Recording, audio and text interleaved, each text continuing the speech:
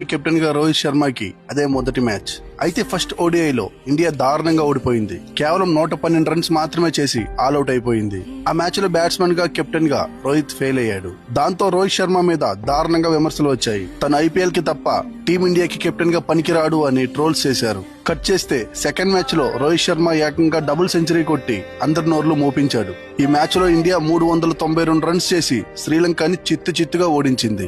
2-1 తేడాతో ODI series ని, 3-0 తేడాతో టీ20 సిరీస్ ని గెలిపించి ఐపీఎల్ అయినా ఇంటర్నేషనల్ అయినా కెప్టెన్ గా తనకు తిరుగు లేదు అని ప్రూవ్ చేసుకున్నాడు రోహిత్. ఆ తర్వాత 2018లో నిదాస్ ట్రోఫీ గెలిపించాడు. 2018-23లో ఏషియా కప్, ఆ తర్వాత 2024లో టీ20 వరల్డ్ కప్ అండ్ 2025లో ఛాంపియన్స్ ట్రోఫీ గెలిపించి ఇండియన్ క్రికెట్ హిస్టరీలో one of the best captain గా నిలిచిపోయాడు. కెప్టెన్ గా 2027లో ఓడిఐ వరల్డ్ కప్ కూడా మన ఇండియాకి అందించాలని కోరుకుందాం.